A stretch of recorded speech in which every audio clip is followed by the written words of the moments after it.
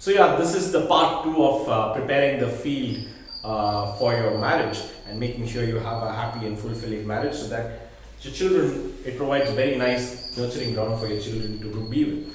Uh, I'm going to explain the important needs which people have in relationships. I'm not going to cover everything because I'm just taking the top 10 needs which basically most people have. But if you have your own specific needs, I think it's important for you to communicate that to your partner, so that you decide that it can be met by your partner. So it's very important to communicate in a marriage. So let's start off with women in general. So why I have classified these as two different, these five needs here, these five needs here, is because it's not that all of these needs are important to everybody. So one of the major reasons why I've classified these as separate is because, like, through experience and through research and a lot of articles from Dr. W.F. Harley, he says that like these five needs are the five important needs for women, and these five needs are the five important needs for men. And usually the topmost need for men is usually the least important need for women.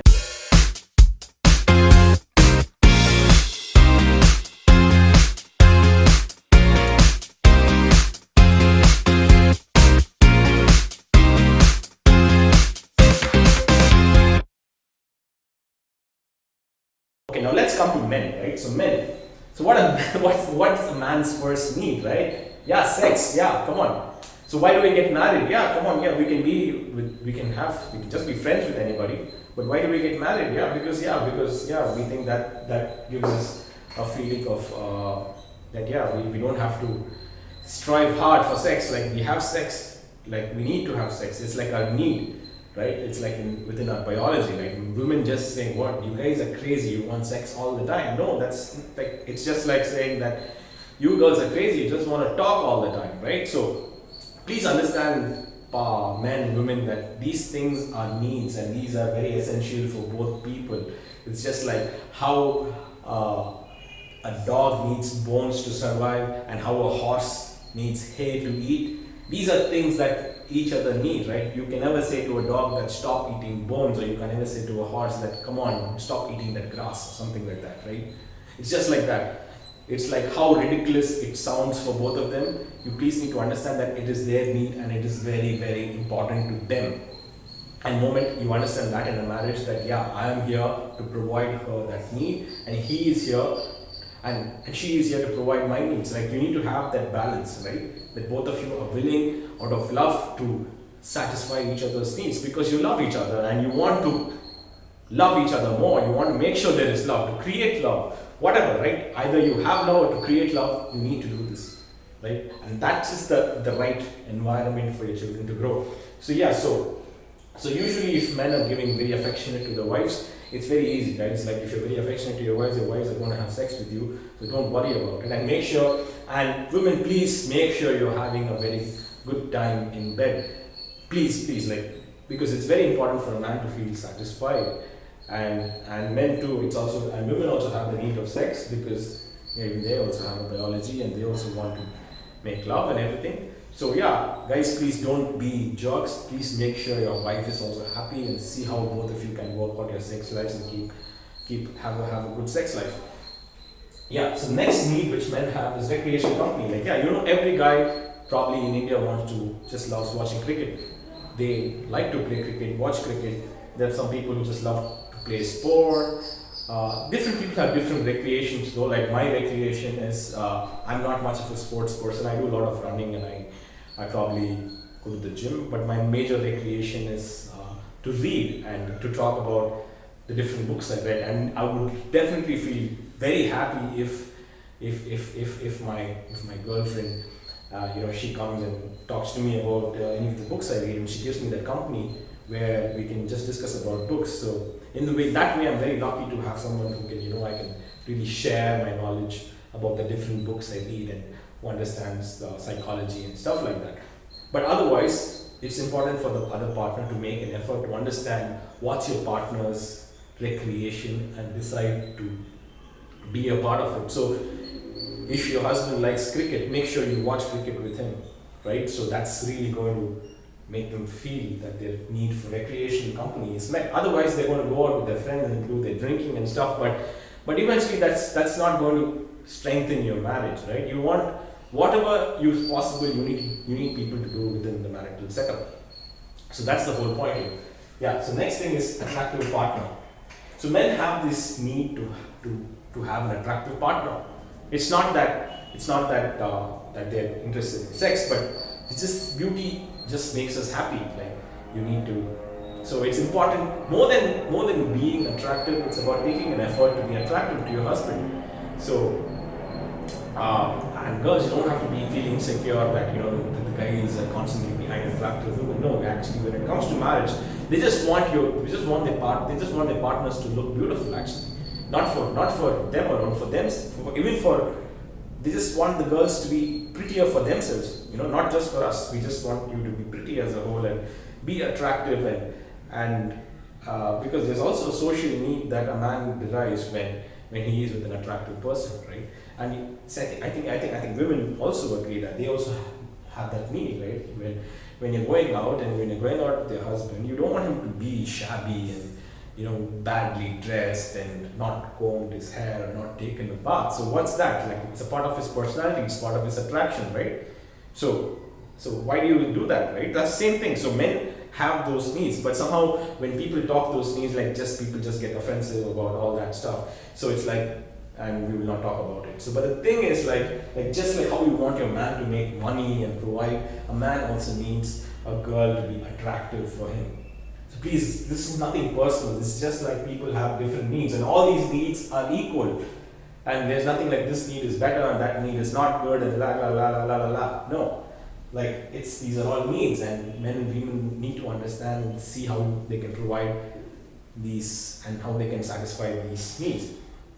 Yeah, the other need is which women need to provide men is peace at home. But currently that's like a big problem because we live in a current modern day where men go to work, women go to work as well.